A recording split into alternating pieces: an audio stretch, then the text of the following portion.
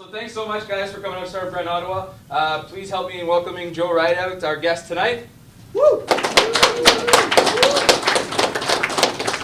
So Joe came up all the way from Toronto to talk to us about Relay Text gift messaging app, recently acquired by Kick messaging platform. So let's get right into it. Yeah. All right. Thanks a lot for having me. Right? Yeah, man. Thanks so much for coming up. To be here. For making the long drive in a blizzard. Yeah. So we always like to start things off by getting to know a little bit more about you. So where are you originally from? Well, I was born in Vancouver, stayed there for all of about 6 months, and then when I was a kid, my parents kind of moved all over, so we lived in Alberta for a while, and lived in like Edmonton and way up north, northern Alberta, and ultimately moved to a small town in Quebec called Lennoxville, and grew up there, and then went to the University of Waterloo, University of Toronto, and yeah, cool. So what was your family life like? And was anybody entrepreneurial? Did you kind of get that idea from someone in your family? Or? So this is an interesting question. I was thinking about this a little bit on the drive over because Franco told me he was going to ask this. So my parents are both theater professors. So my dad is a playwright and teaches playwriting, and my mom is an acting teacher. So there wasn't a lot of kind of engineering culture in my family, not a ton of business savvy, but I was definitely surrounded by like the theater world as a kid. So my dad would write plays and my mom would act in plays, and I remember as a kid we used to, for a while every summer, we would drive from Quebec all the way out to Edmonton, Alberta, where there's a big festival, theater festival every year called the Fringe, and my parents would put together a show. So they'd bring some of their students from the university. We'd pick up like a set designer in Calgary and kind of this ragtag team and like put on a play for 2 weeks, and it'd be like $10 a ticket, and that was kind of all the money that we had to recoup the costs. So it was a very kind of scrappy, like entrepreneurial theater production. So I don't know if there's any parallels to be drawn to startups there. That's awesome. But and definitely I think my parents did kind of encourage me to take risks. We, as I mentioned, we moved around a lot when I was a kid, so the idea of kind of leaving a good stable thing to do something more risky and exciting, I guess, was always kind of came naturally to me. Mm-hmm. And then, so you mentioned that you went to school at University of Waterloo for your undergrad, and then Toronto's for a master's. So what did you study, and did those programs, obviously in computer science, did those things have any influence on wanting to start a company or wanting to kind of create something of your own? Yeah, definitely. I think if you're building a software startup, obviously it's great to have a background in software. And so Waterloo is a great CS program. I did the co-op program, so I got to work at a bunch of different companies. And I think it was my third work term, for my fourth work term, I went down to the Valley for the first time in 2001 to work at a startup. Never been to the Valley before. I'd worked at some bigger companies. I went down there, and this was right after the bubble had burst. So I remember my first day starting at the startup was maybe like 20 people. Somebody had pinned, this is a very small company, but I guess it had IPO'd because like everyone was IPOing back then. And I remember somebody had pinned the sort of graph of the stock price on this like bulletin board in the office. And I think when they IPO'd, it was like $140 a share. And on my start day, it was $4 a share. And throughout my 4-month work term, it went down to $2 a share at the end. And halfway through, like they took the whole office outside into the parking lot, and then they said, "Okay, this half of the people, you guys can go back in, and everyone else, you got to go." And wow. So as a kind of 21-year-old, down the Valley for the first time, it was definitely like a eye-opening experience. Left an impression. That was my first introduction to startups, and then I guess serendipitously, somebody that I met at that company who was a full-timer there, after that company shut down, he moved back to Kitchener-Waterloo, this guy Roger Scaboius, to start a startup there, and that startup, Requireless, was ultimately bought by Google and turned into the Google Waterloo office. And so that guy was kind of a big part of how I ended up at Google. Mm-hmm. Perfect. That's a good segue. So I was going to say you started off your career working at Google on some products like Google Buzz, Google Mobile, Mobile Search, Gmail, and then Google Plus. So what was some of those? What was the most exciting part of working on some of these big projects? What was that like? Well, I think Google was an awesome place to work. Sure you hear all sorts of great things about what it's like to work at Google, and they're all true. There's massages and funny bikes you can ride around and free food. So I think there was, probably the most exciting things about working at Google were there's some really smart people. Mm-hmm. So that's both a good thing and a bad thing. I mean, it's great in the sense that, when you're there, you can sort of tackle really hard problems, and you've got all these amazing people to work on them with. But I think in terms of preparing you to do a startup, certainly for me, I found it gave me kind of unrealistic expectations about how easy it is to tackle some problems. When you're, it's very easy for Google to attract amazing talent, mm-hmm. and there's sort of amazing resources to hire people. But when you're going out on your own and you're trying to find the similar talent, it can be pretty challenging. So working with really smart people, and then, it's pretty much anything that Google launches, you can guarantee that like 1 million people are going to look at it. So that's really exciting. It's exciting to work on stuff that millions of people are seeing. In some cases, some products, billions of people will see it. Mm-hmm. But again, there's kind of it gives you these. If you go on to do a startup after doing something like that, it gives you kind of an unrealistic expectation about like how easy it is to acquire users. That's interesting, and it makes a lot of sense too. Yeah. So what was some of your like day-to-day roles working on some of these products? Were there any like major challenges that you remember working on, especially maybe with Google Buzz? Yeah, I mean, Google Buzz was a fairly short-lived project in general, and so I can't remember. I was only on it for maybe 5 months, 6 months, or something like that, and then it kind of morphed into Google+. But I don't know. I mean,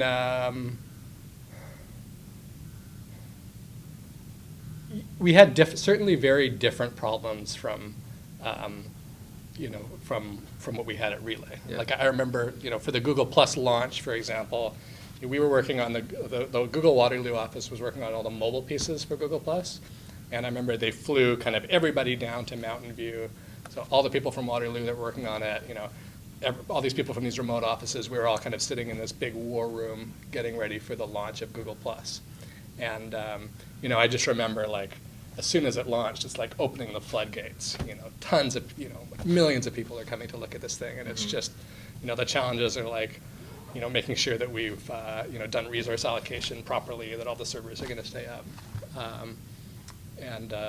That's, I guess, a very different challenge from starting a company from scratch, where you're just like, where am I going to find that first 1,000 users? Yeah, for sure. Cool. So let's shift to that a little bit more. So we'll talk about your co-founder John, I guess, who isn't here, but basically he worked at Microsoft and Amazon as well, yeah. And then actually did another startup before approaching you to work on Relay. So how is this pitch to like, hey, you should leave Google, come start a startup with me? What was that whole process like? Well, I think I think this is a good advice for recruiting in general, is that recruiting takes time, right? So, ideally you want to be talking to people that you have an existing relationship with, and you want to be talking to them over a long enough period that the timing is right for them. So I think my co-founder John was very smart in that he started working on me pretty early, and started getting me excited about this idea of doing a startup, and eventually it lined up where it was the perfect time for me to leave Google. Google+ had just launched. A lot of the work that was being done in Waterloo was being shifted to Mountain View. I'd been at Google for 5 years, so I was pretty excited to do something new. And the timing was kind of perfect, and John and I shared a lot of the same passions and same ideas. So. Cool. And so, can you tell us a little bit about kind of the origins of Relay? Like, I know you guys were working on some different ideas. You had tried some different prototypes. Can you walk us through the kind of like, Yeah. Day one, we want to do a startup. How did you start, and how did you get to Relay? Yep. So I think the thing that we were very excited about from day one was this idea that, chatting is this very fundamental thing that like people like to do online. Like, chatting has been here pretty much almost as early as there's been internet, there's been chatting. I mean, I feel like chatting is kind of one of the first things that, in the DARPA days, one of the sort of first applications. And, you might think that, now that there is, VoIP and video calling, maybe people are going to stop chatting. All evidence points to like people are not going to stop chatting. People love like asynchronous chatting. What we got excited about was this idea that chatting and content go really well together.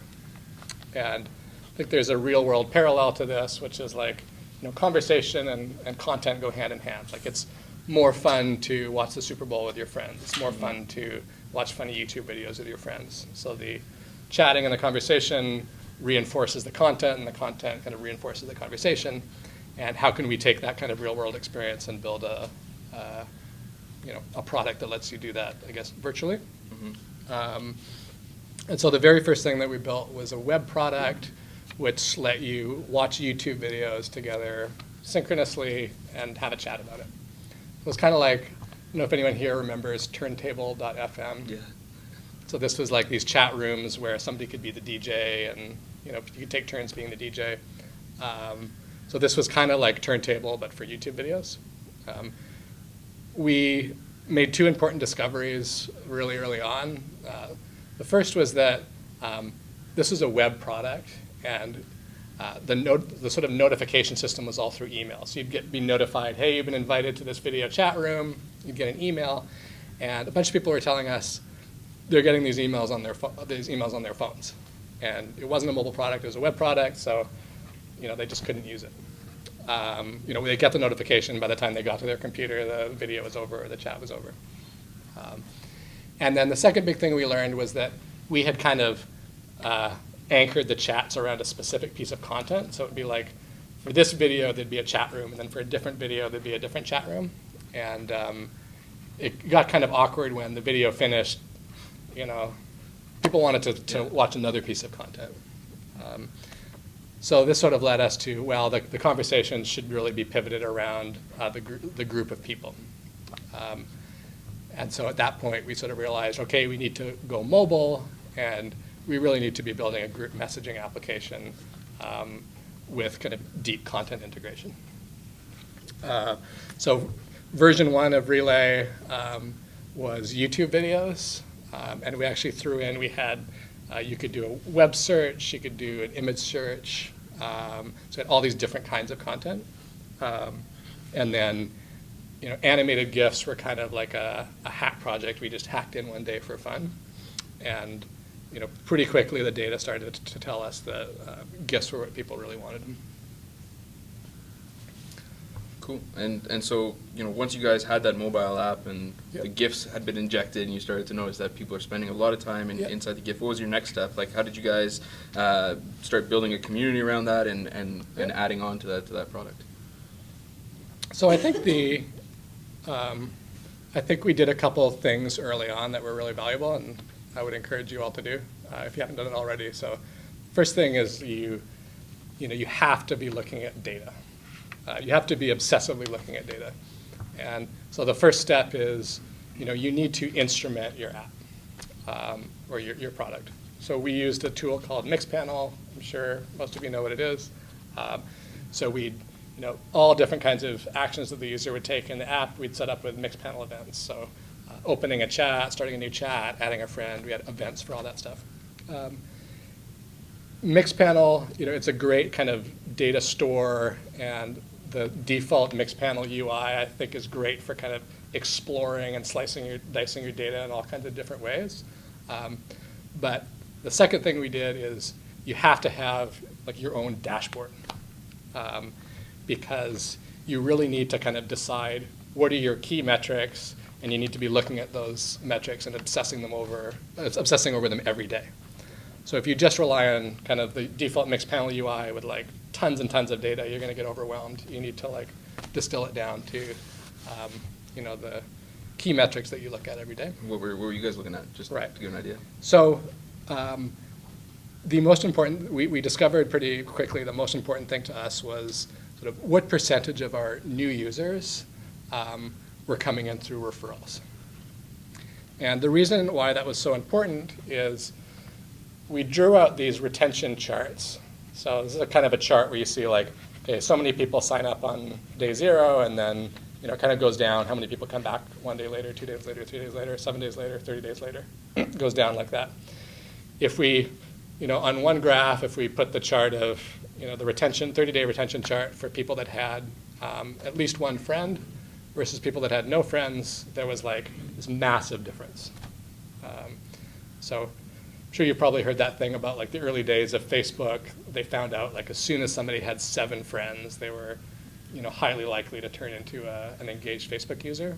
Well, that was kind of our eureka moment, and seems pretty obvious in retrospect, but if you get friend matched with somebody, you were going to stick around in Relay. If you didn't, you weren't. And so, if you think of the new people coming into Relay were either, top of the funnel, just like finding it in the App Store, finding it somewhere, versus people who are finding it through a friend, those viral people were much, much more valuable than everybody else. And so focusing on what percentage of our new users are coming in through those viral channels and just trying to get that number up obsessively is, I believe, what ultimately led us to get some real traction. What were some of those viral channels? Like what distribution channels did you guys use? How did you get a whole bunch of users into the app? That's a great question. So I think, I don't know if it's Peter Thiel who says that most companies have, you're lucky if you get one distribution channel that works. So I think it's really important that you only need one. So try to find that one, and then when you find the one that's working, forget everything else and just like keep working on making that one better. It's really easy to get distracted by like all these other cool sounding viral channels, but when you find one that works, forget everything else. So the first thing you need to know is like where are your users coming from, and this can be a little challenging to do on mobile because people are installing an app in the App Store. How do you know where they found that app? So we used a tool called mobile app tracking, which basically, pretty obvious name. Basically, you click on you create these tracking links. Somebody clicks on a link in Twitter and a mobile web browser, and it takes like a fingerprint of the device. And then when if that person then goes on to install your app, it takes another fingerprint and it tries to connect it back to, oh, this person tapped on this link and then they went on to install your app. So for all our viral links that went out, we would track those. So if somebody posted something like a Relay invitation on Twitter, we would track how many people click on that and then how many people sign up. If somebody posted a Facebook link, same thing. So we had Facebook, Twitter, email, SMS, and for all those, it could either be like a vanilla invite or you could share a piece of GIF content. And the only one that worked of those was SMS. Really? Yeah. So Facebook was, nothing. There was the whole sort of promise of Open Graph. We got no installs through that. Twitter, almost no installs. Email was negligible, but SMS was pretty solid. But the number one viral channel was something that we called word of mouth, which meant that, so obviously that's a real thing, but we would attribute any user who was friend matched with somebody, but that we couldn't trace back to any of the other channels, that was a word of mouth match. That was sort of the lion's share of the viral referrals. And once we realized that, it really shifted our efforts towards, how do we just make this a product that delights people? How do we get people talking to their friends about this product? And it was really, I think, that realization that allowed us to kind of stay focused on that and ignore all these kind of red herrings that could really be big distractions. Yeah, and it obviously worked. I mean, within the space of 2.5 to 3 years, you guys acquired 700,000 users who ended up sharing over 10 million gifts a month. And a lot of them actually happened in different kind of international markets, like Brazil. Yeah. So how did that happen, and how do you start supporting all of a sudden a bunch of Portuguese users? Yeah. That was really funny actually, because I think the dream of like a consumer social startup is you just imagine like I don't know, do people here know about Meerkat? Mm-hmm. Yeah. So I think probably every like social consumer app founder wants something, dreams of something like that, right? Like you launch on TechCrunch and everyone's just like, oh, this is amazing. Everyone's talking about it. All the press kind of blows up overnight. And that didn't happen for us. Like I was telling some people in the back, we launched on TechCrunch and maybe got 400 signups or something out of it, and just kind of fizzled off after that. But a year later, we did have our kind of out of the blue explosion, except it was in Brazil. Just totally random. So we started to kind of, every day we look at our App Annie charts to see what countries people were coming in from. We look at our mixed panel graphs, and all of a sudden, February 2014, one day we get 50 people from Brazil sign up out of the blue, and then the next day it's 200. Next day it's 800. We're like, well, what's going on in Brazil? Then I just remember, and at this time, you got to remember that whole first year before we started to get some real traction, we were kind of 100, kind of less than 1,000 people signing up a day, maybe 100 people signing up a day or something. And so we actually we had set up email notifications every time someone signed up, and I had push notifications on, so, every 10 minutes, 20 minutes, something, vibration, oh, new user, awesome, 20 minutes later, new user, awesome. So this Brazil thing starts happening, and I wake up one morning and my phone is just Having a seizure. And I'm like, something's going on, right? And I just come in and I see it, and I can't refresh fast enough. These emails are just pouring in. It's literally, and I go to the charts, and it's literally one person signing up a second. I'm like, what the F's going on, right? And so anyway, get on Twitter, and all this Portuguese, all these people relay. We trace it back to this. There's this Brazilian celebrity blogger, this guy named Hugo Gloss. So you got to go check out his website. Sounds like a gangster name. So Hugo Gloss wrote a blog post about Relay, and I guess this guy is kind of like the Perez Hilton of Brazil, and he's got 2 million Twitter followers, and that blog post just kind of set off this firestorm of Brazilian users. Got all this, got press in kind of the biggest newspaper in Sao Paulo. We were on the sort of the nightly news in Brazil, so we had this kind of surreal moment where we're all sitting around our office in Toronto, we found a stream of the news in Brazil, and it's all these people sitting around newscasters. They've got GIFs up on the thing, and they're speaking in Portuguese about Relay GIF Messenger, and we're like, oh, this is super trippy. So yeah, I think I think the lesson there is that your growth can kind of come from anywhere, and we really are living in these big international markets are reality, and so you should definitely try to do things to encourage that growth. Mm-hmm. We actually weren't localized at the time that started picking up, but then we sort of very quickly localized into Portuguese, but also into 10 other languages, and I think that really helped us, because then from Brazil we started to spread into other Latin American countries, got pretty big in Mexico, and it kind of started to spill over into Spain and other parts of Europe. Yeah. That's cool. So earlier you mentioned that the paid installs didn't work so well. It was mostly word of mouth and the whole SMS that worked, and then the Hugo Gloss picks you up. So did you guys use celebrities as another kind of way to reach a lot of people in different countries? Did that become part of the expansion plan? No, I think we, I think it was nice that there were these sort of celebrities and kind of people that were big in social media, had sort of a natural interest in GIFs, Mm-hmm. and so we sort of accidentally got a lot of people that were pretty active on Twitter talking about Relay. But it was really, I think, just the kind of emotional, delightful experience that people had when they used the product that led them to start sharing it.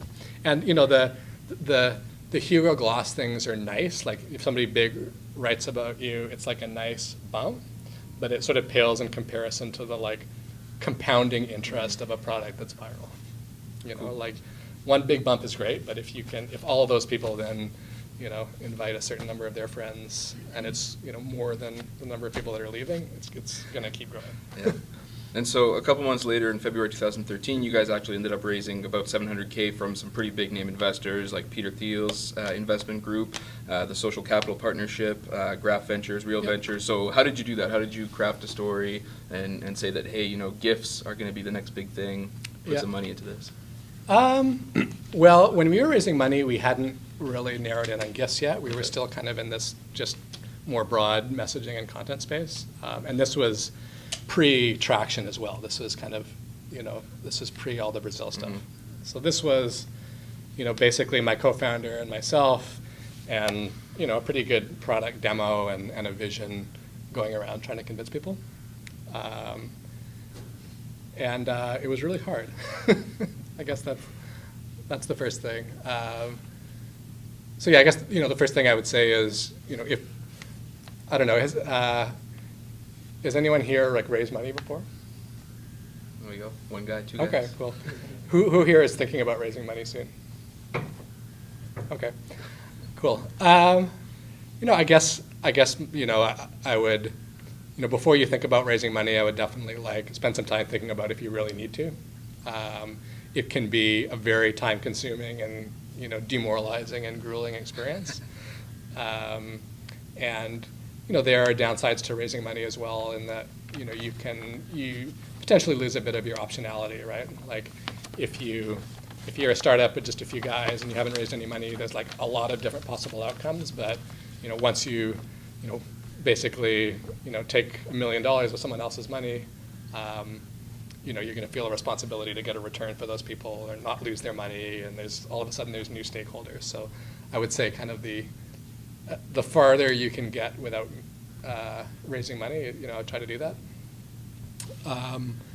But if you want to raise money, you know, my experience from doing it myself and, you know, seeing other people raise money feels like venture capital is very binary. It's like you're either, you know, nobody wants to invest in you, or all of a sudden, like, everybody wants to invest in you. And you can be one company that goes from, like, the A column, and then, like, all of a sudden you're in the B column.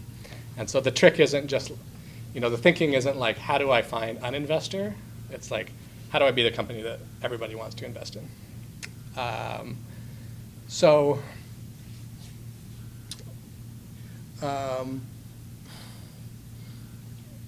You know, some I think, you know, common pitfalls you want to watch out for is like, when you start meeting with investors, nobody is going to say like an outright no. This is, you know, I feel like, you know, this is another example of where, you know, working at a big company like Google, I don't feel like I was really prepared for like, you know, the startup world and like thinking about how a VC thinks, right?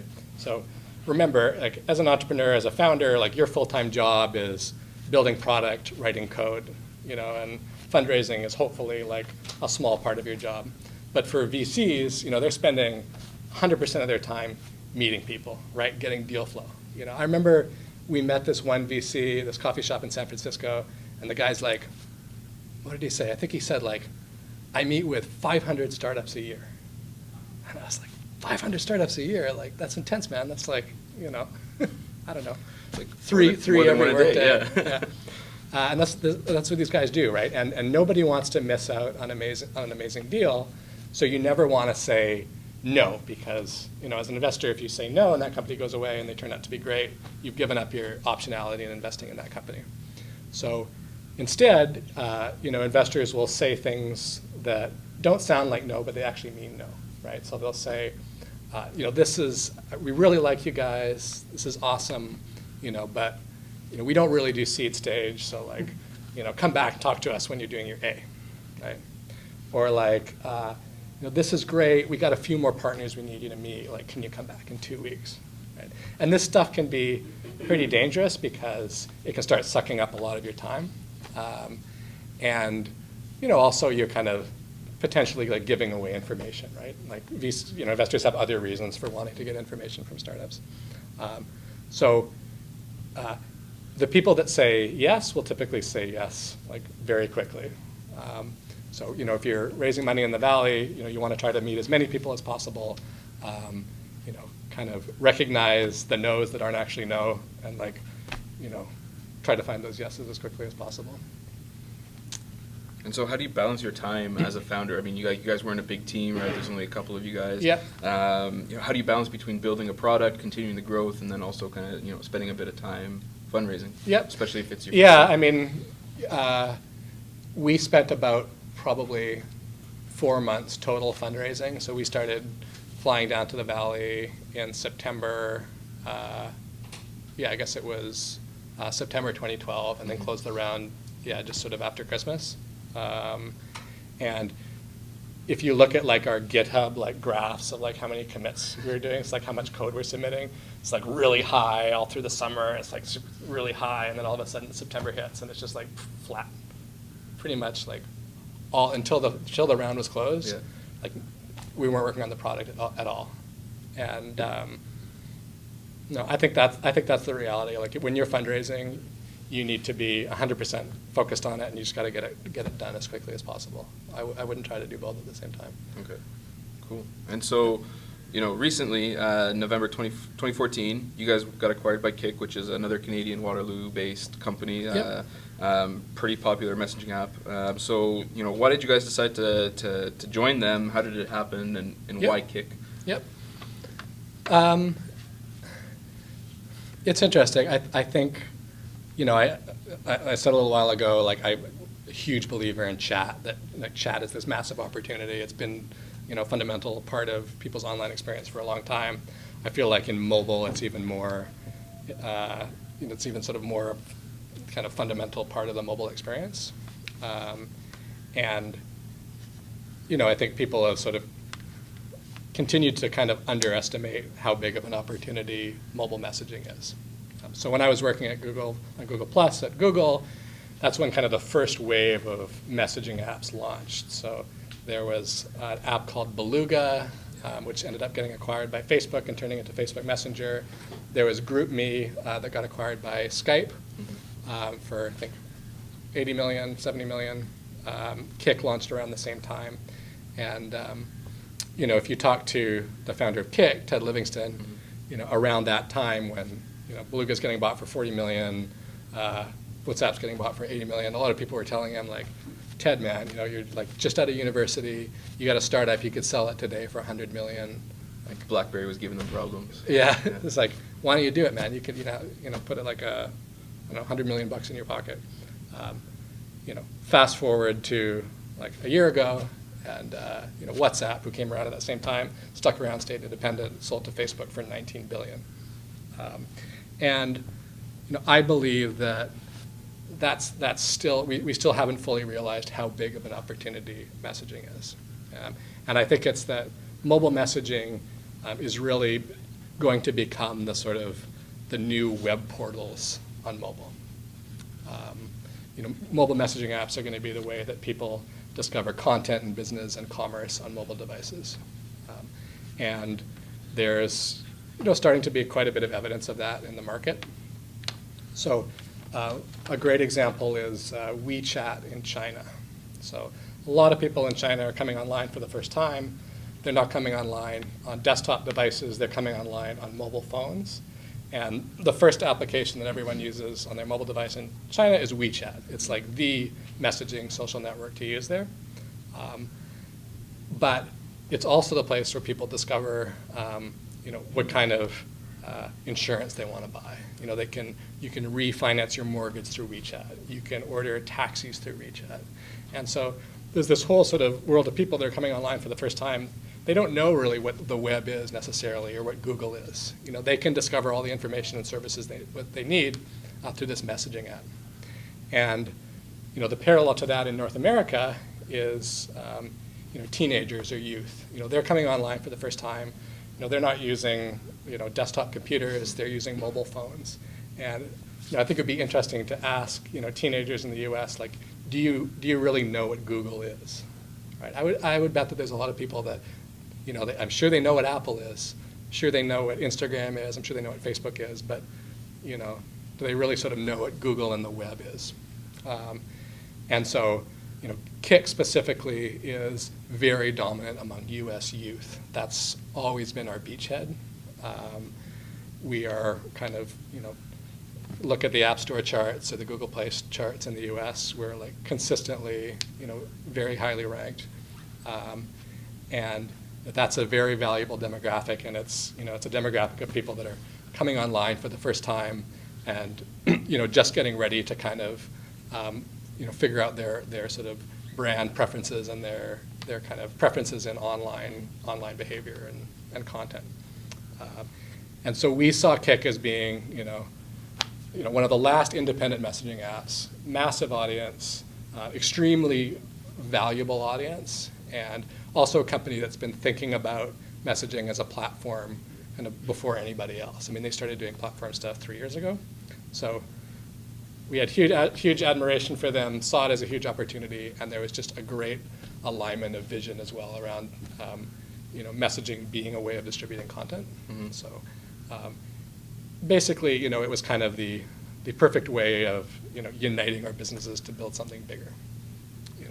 The alternative would have been, we raise more venture capital and we try to build, our own big, almost competing sustainable business. But by working together, we can leverage their massive existing network. They can leverage some of our technology and experience, and I think basically have a better shot of competing on a world stage. Mm-hmm. So not to lead you down a path where you can't answer a bunch of questions, but what do you think about some of the new messaging apps and platform that was released by Facebook yesterday? Yeah, I mean, I think it's really exciting. I think it's just validation that, I think Facebook is an incredible company, and like Zuck is like obviously a brilliant guy. So the fact that he recognizes what a big opportunity this is just reinforces, what an important space, an important race this is. Mm-hmm. So I'm excited by it. I think, the worst situation is where like nobody realizes like how important it is that we're doing, and now, the fact that Facebook is clearly like putting so much firepower behind that, I think a lot of people are going to realize how valuable of a company Kik is. I mean, Mark Zuckerberg has said himself, like, messaging is the one thing that people do more than social networking. It's pretty intense. Yep. So what's next for Relay as part of Kik? Like, I know you've been there a little while now. Yep. I saw that you had your first like product release with them. So yep. What's that whole process like? What's it like being part of the team? Yeah, it's been awesome. We've integrated really well. I mean, they're a startup as well, so a lot of the processes and technologies are really similar. So yeah, we launched video messaging a few weeks ago, and we've got a lot of other cool stuff coming in the pipe around sharing rich media within chats. Okay, cool. If you were to give some advice to entrepreneurs, what would you encourage them to do more of? And alternatively, what would you, I guess, after focus, encourage them to do less of would be to stop getting distracted? So. Yeah, more focus, less distraction. I would definitely say I wouldn't spend a lot of time comparing yourself to other companies. That's something that I felt like I did a bit early on, both to companies that seemed similar to ours but maybe seemed slightly more successful. I'd spend time thinking, oh, maybe we should be doing what they're doing because they look a lot like us, but they're a little farther along. I would say I spent too much time thinking about would-be competitors. So anytime anyone launched a new GIF-related app, I would sort of obsess about, are they going to like steal our spotlight? They're going to be huge, and we're going to be forgotten. The reality is most of those would be competitors. They're going to have all the same problems and challenges that you have. Like just getting users is not easy. If it's not easy for you, it's not going to be easy for anyone.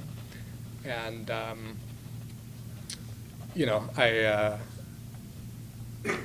all that stuff is just distracting. You really need to stay focused on your own business and really focused on making a great experience for your users. Mm-hmm. And just one last question before I flip it over to the crowd to ask some more intelligent questions than I have.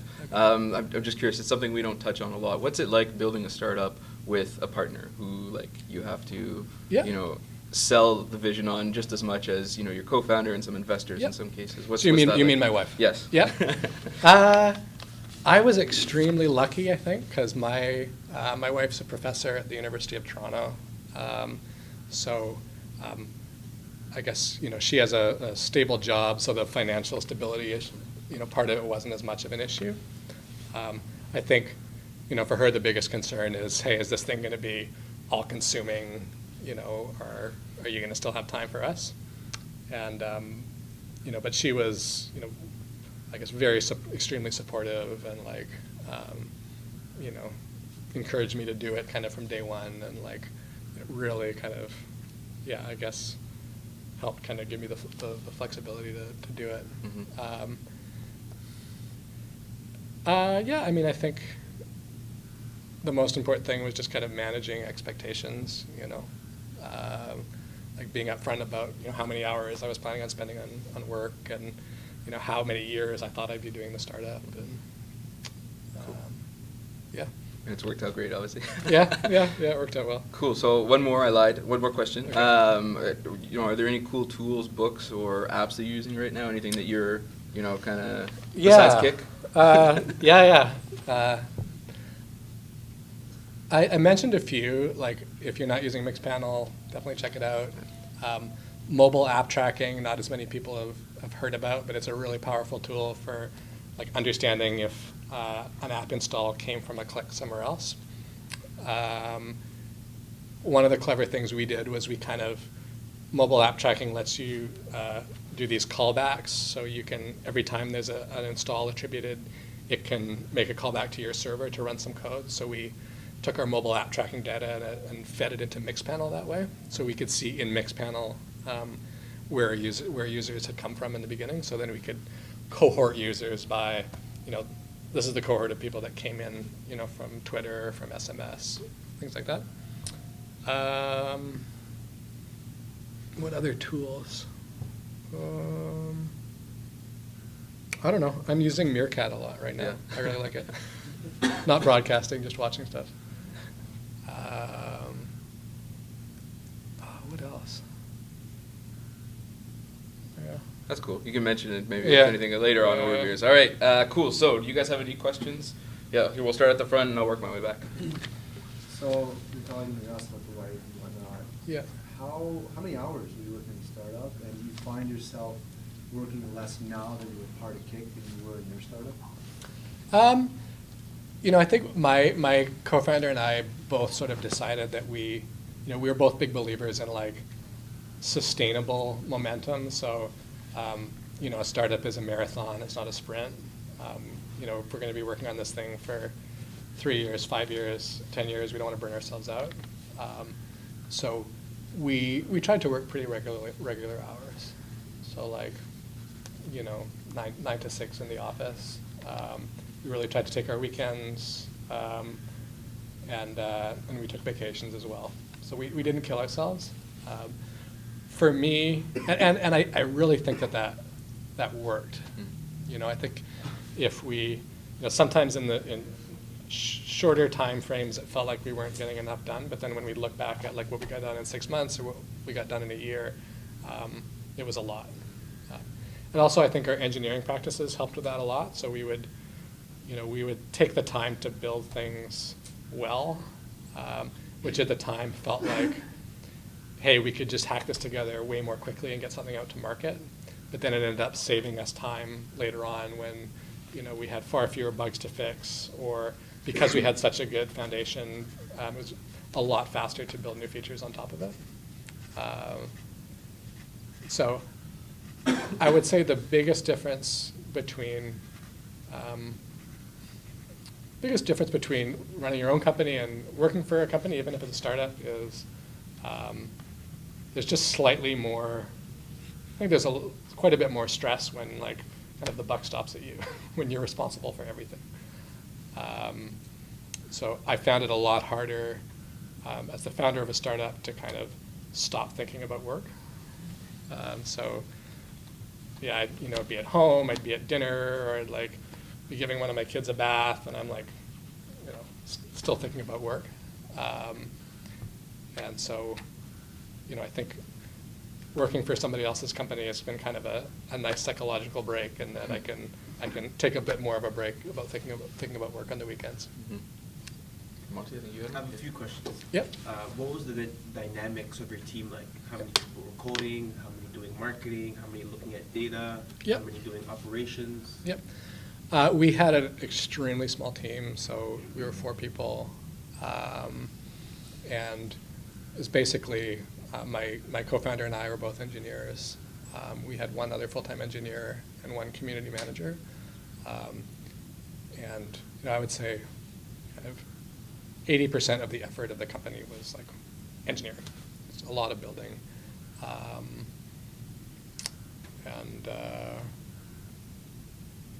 Yeah. What about marketing and data?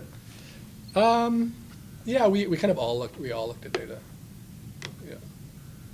Second question is, you talked a lot about virality. Yep. What was your sweet spot for the viral coefficient that you saw the hockey stick effect, per se? Right. I don't know if we had a graph that was exactly the viral coefficient. I mean, Oh, it does that. I was expecting it 5 minutes later, but sorry. I mean, if your viral coefficient is greater than 1, then you have hockey stick growth. Was it like 1.1, 1.2, 1.05, right? Yeah, I don't remember. But there was certainly a very clear transition when it went from kind of flat to like growing very fast. Yeah. Oh, is it like just a quick? Let's just follow Yeah, up, go though. for it. What were you doing in the meantime when it's flat? Were you stressing out for that period?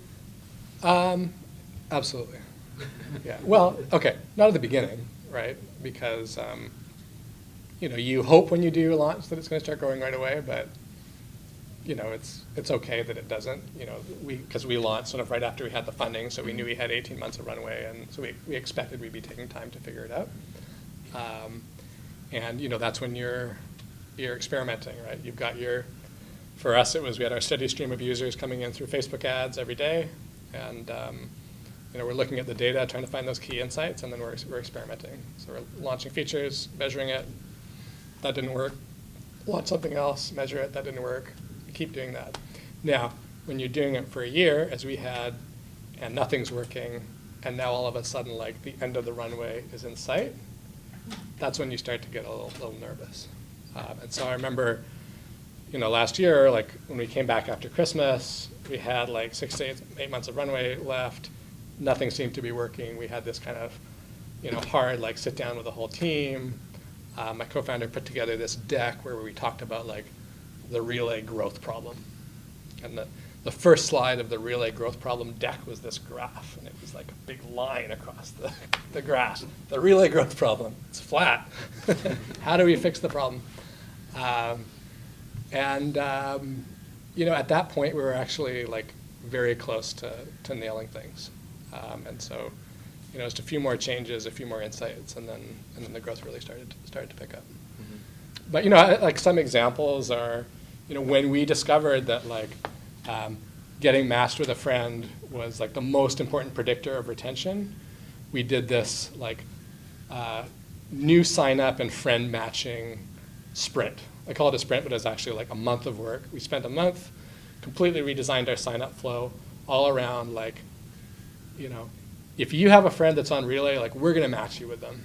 And like if you want to invite friends to Relay, we're going to make it super easy for you to do that. So we did, Facebook matching, we did address book matching, we did like reverse address book matching, just did like everything we could think of. So that's what we added like search by name. We did like recommended friends, kind of based on who you were already friends with. We'd recommend other people that might be good friend candidates, and all that stuff worked. So it was the process of like doing that again and again on different insights until like It all came together. It all came together. Right here, now I'll go to the back. So, you mentioned working at Google and some Yep. of the pluses and minuses. Yep. So the question is, for somebody starting out, would you recommend they get a job, get experience, then do the startup thing, or the other way around, or it doesn't matter? That's question number one. And number two, what's your ideal environment? Yep. Do you value access to services, mentors, space, Yep. talent. So if you're going to give somebody some advice as to where to locate their startup, where to go, Yep. what would your advice be? Okay, so yeah, first question is, I mentioned the ups and downs of Google, so for somebody starting out, would you recommend working at a big company? It's tough because I haven't been able to A/B test that in my life. I only did the one path, and it worked out reasonably well. I would say, Google taught me to be a great engineer, to value, making decisions based on data. It's a good stamp to have on your resume. It makes you seem like pretty credible. So I think that was helpful with recruiting a team and raising money. But I really don't feel like Google prepared me for the many challenges of doing a startup. Potentially working for a startup would be a better way to prepare for startup life. And it's actually, I find it really interesting now working for a startup that's much farther along than Relay got. Working for a startup, you're really going to see all the challenges that a startup faces. You're going to see how they kind of get from 10 people to 100 people, potentially get more exposure to investors in that world. But kind of from what I've heard, and I guess what I experienced, the best way to learn to do startups is to do a startup. Throw yourself into the fire. I don't know, Paul Graham has a really good talk as part of the CS 183B startup school lectures where he talks about this question, like should you do a startup like while you're in university or right out of university? And he's got some interesting advice. So I'd watch that as well. There's also the bigger question of like, not only how to be successful at a startup, but like how to have a happy life. And he's saying like, well, when you're in your early 20s, when you're in your university, you actually don't want to do a startup because that's not necessarily the best way to have a happy life. And he gives the example of like Mark Zuckerberg can never like kind of go backpacking around Thailand and like kind of, serendipitously like wherever the wind takes him. Like when he goes to Thailand, like he's flying on a private jet and like, so yeah. Yeah. And then about location for resources and space and that kind of stuff?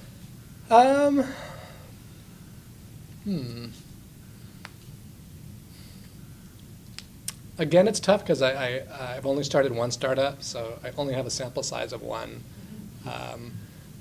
I definitely look at friends that have started companies in the Valley, and I see all the benefits that they have, but all the challenges as well. Doing a startup in Toronto or KW, different benefits, different challenges. I think you have to have like a source of engineering talent. So, either there needs to be an existing tech scene or like schools with good engineering programs nearby. Yeah, I don't know. I mean, it's a very like global economy now, so you don't necessarily need local investors. Like you can fly to the Valley, you can raise money there. You need space. I don't know. Yeah, that's a fair answer. Yeah. Yeah. So we'll start with you, and then I'll come back, Alan. I just wonder, Yeah. is there many social networks that you have in Facebook with Yeah. Class and Twitter and the Yeah. Relay? So what's the thing in each has a strength and it has its own unique Yeah. characteristics. So what's makes your site stand out to me? I'm sorry, I'm not in here yet. Yeah, Okay. yeah. Go back and check out. Well, so I can talk about. Oh, yeah. My other question, just in terms of because I work on some nonprofit things, like in terms of the social causes, Yeah. how do you see it as useful? Yeah. Yeah. Okay. Well, I can talk about Relay first, but sadly Relay is gone now. So when we got acquired, we shut it down. But while it existed, I think our big differentiator was we gave people a very high emotion, low friction way to communicate. So animated GIFs, if you're familiar with them, they're very like densely packed, short little video clips with no audio. So it's like a lot of entertaining stuff going on in a very small package. And we tried to build Relay to be very frictionless. So you could send people these GIFs, with only a couple of taps. And we put a lot of engineering work into making sure the GIFs loaded extremely fast. And so we had a kind of a chatting experience that was very emotional and expressive with very little friction. And that's what seemed to resonate with people. So the company that I work on now, which is Kik, I think Kik grew for different reasons. Kik grew because they were in the space very early on. They came out around the same time as WhatsApp, GroupMe, and Beluga. And they were the first, of those first entrants, they didn't require a phone number. So they were username-based registration. So at that time, for WhatsApp, you had to have a phone number. GroupMe and Beluga, I think you had to have a phone number. From the beginning, Kik was totally username-based. And so we became very popular among US youth who didn't have phone numbers. They had iPod touches, they had hand-me-down Android phones, they had iPads. They wanted to be chatting and SMSing with friends, and this was basically a way to have an SMS experience without a phone number. And that's kind of continued to be our beachhead. It was kind of, now we have the network effect of, we're very dominant among that demographic. Kik users also use their usernames to meet people online. So like if you do an Instagram search for the hashtag Kik, there's like 25 million posts with people just posting their Kik usernames. You see it all over Twitter as well. A lot of like online kind of gaming forums, people will put their Kik username in their profile. It's kind of the way to chat with people that you meet on other networks. So that's the big differentiator, I think, username-based chatting. In terms of how could Kik be leveraged for nonprofits, we have our product for people to connect with brands and companies is called Promoted Chats. So you can create an official chat account that people can chat with, and you can basically program a bot to chat with people. So for example, MTV is one of our recent partners. You can chat with the MTV bot, and you can say things like news, and it'll send you news. You can say things like music, it'll send you music. It's very easy to sort of get content from MTV and get to their site. So for a nonprofit, I would say this would be a way that if you were interested in sharing your story with that younger demographic, then a Kik promoted account would be a great way to do that. Cool. Alan, and then we'll work back to you guys. Sorry. Yeah, just expanding on the social cause of things. I just wondered, I was reading something in the New York Times the other day about how the youth of today, they just don't have the attention like perhaps other people used to at school just 5 years ago, because everyone's on some kind of a messaging app and everything's short, bite-sized information, alerts going off left, right, and center. And at the end of the article, it kind of summarizes that this may not necessarily be a bad thing, and this may just be the way technology is moving, and that if that's what they're going to have to deal with in the workplace, then they're getting ready for it at a young age. I just wondered how you, when you've worked on a GIF messaging app, which is it's a disruptive thing, it's disturbing. You want people to stop what they're doing and look at the GIF and then reply. I just wondered, how does that sit with you? I don't know if you have kids, but like when you're trying to get someone to do some homework or even just be effective in the workplace, you're being bombarded left, right, and center with these things, and there's so many of these messaging apps now. I just wondered where you think that sits with the landscape going forward. Yeah. I mean, I think it's interesting. I wonder if it's too early to tell. How will people that are growing up with this kind of experience, how will their brains adapt to it? Like personally, I certainly feel like the constant interruptions, the constant push notifications, can have like a negative effect on my ability to focus and get work done, and so I try to think about ways to limit that personally so I can be more productive. But I wonder if, the younger kids who are sort of growing up used to that way of thinking. But do you see the irony in that you struggle with it yourself, yet you're building something that does Right. that? So I just wondered, is there, as entrepreneurs, as developers, should we be trying to solve these problems, or should we be just trying to get as many users as possible and you know, gain as much as possible? Do you know what I mean? Yeah. I don't know.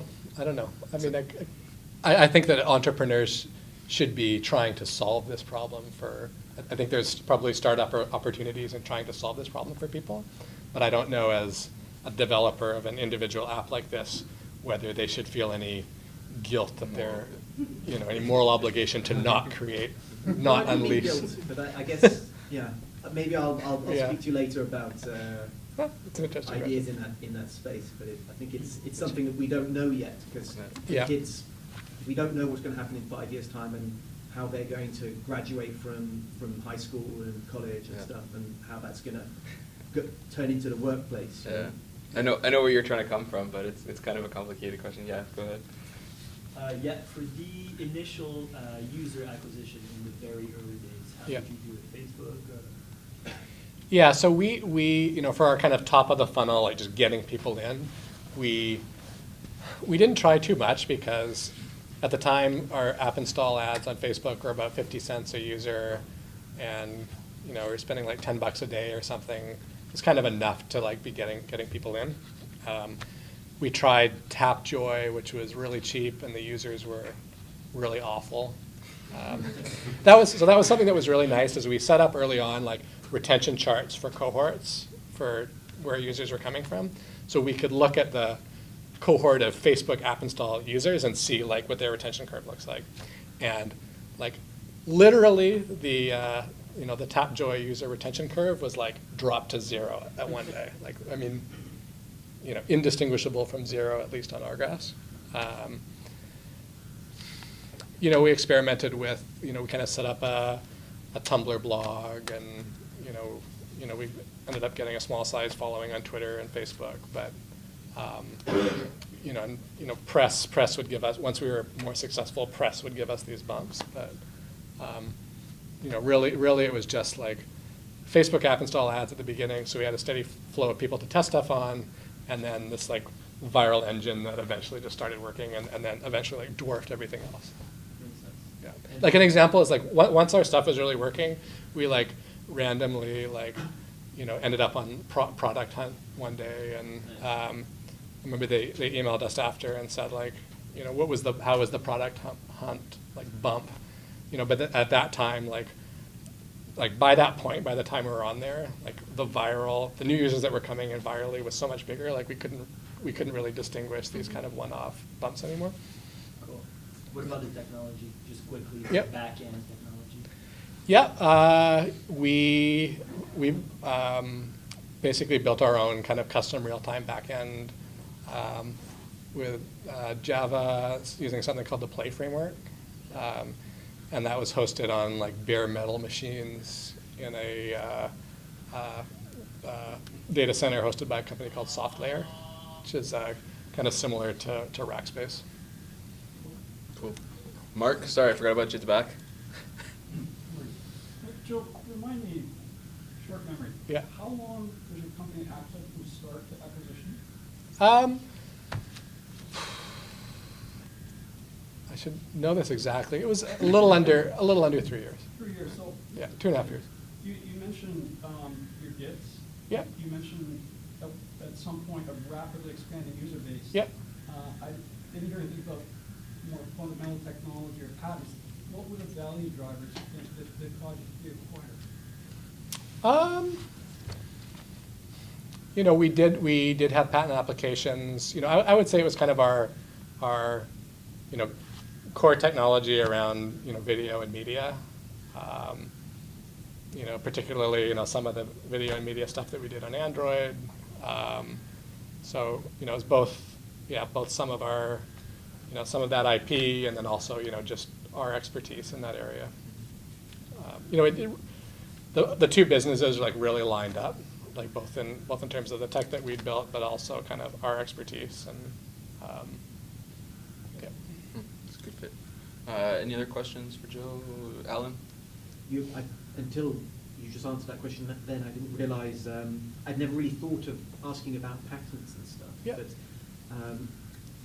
it seems quite unusual to hear about a 4-man startup Yep. messaging app that has patents. So that I wondered if that was actually something that you saw very early on, if you had advice on it, or because I think a lot of people in this room probably wouldn't even consider patenting anything they're working on. Right. The ex-Googler in you is like, patent it. Yeah. Yeah, definitely like around when I was leaving Google, there was all of a sudden this big push for software patents. Because it's not cheap, and you have to get advice, and you have to know what you're doing. So, and you're not coding when you're doing that as well. So I wondered, like, Yeah. when did you decide, okay, we're going to patent this section of code because no one else is doing this, you know, or it's going to be worth something? How did that thought process work out? You know, I think we just thought that it would be, you know, yeah, potentially valuable down the line. You know, certainly I think in an acquisition type scenario. Was it? I think it was a factor. Yeah. So you have, you I mean, you it's built hard to stuff say. in Relay which is patented, which Kik are now using? Provisional patent application. Okay. Patent will probably take a while to go through. Okay, but that is, okay, that's interesting. Yeah. There you go. PCT Okay. or? Oh, Sorry. no, go ahead, George. Did you do the full PCT global? I think we just did US and Canada. Yeah. Cool. Well, if that's it, then, one more, go for it. Right at the end there. Last question. What is your current job description Yeah. now at Kik, and like, what do you do on a day-to-day basis? Are you a heavy coder, or are you just kind of manage? So it's kind of a hybrid position of, you know, kind of product manager, engineer. So I've got a small team, you know, we're all focused on these video and media related messaging features. So I'm kind of I am the product lead for that team. But, you know, at a company at Kik size, there's still a lot of engineering work to be done. And, you know, so I How big is Kik? We're about 70 people. 70 people, okay. Yeah. So I still get my hands dirty coding. Okay, last one. Oh. You believe strongly in messaging first, right? You said that many times. Yep. How do you see photo and video integrating with that? Yeah, I mean, I really believe that kind of, you know, we're seeing a trend towards more and more visual forms of communication. Obviously, like Snapchat is the prime example of that. You know, we just launched video messaging on Kik. It's been very successful. So I think, you know, again, it goes back to that like emotion over friction thing. Like video and photo content is like very emotional, and if you can allow people to communicate in that way with as little friction as possible, you're going to get a product that people use over and over again. So that kind of went into the design of our video and camera and Kik, try to like make it as frictionless as possible. Last one. How important, I mean, did you have any mentors throughout your entrepreneurial journey, and if so, like, did they play like a big role in like just helping you get to, kind of like navigate the forward, get to wherever you want to get to it? Yep. Yeah, we had some really good mentors. You know, I think we had a few that were kind of official mentors to the company, you know, that we had regular meetings with. Myself and my co-founder would meet with these mentors on a regular schedule. And that was really valuable. I also have a few like personal mentors that I can just kind of like pick up the phone and call anytime, you know, for emotional support or like really hard problems. Yeah. So I think it's good to have both. You know, someone who's kind of more of an official mentor, a structured thing, and then someone that you know, is a bit more of a confidant. You can just kind of like call anytime. Mm-hmm. Absolutely, it's a huge help. All right, guys, please join me in giving a huge round of applause to Joe. All the way up. Yeah, thank you.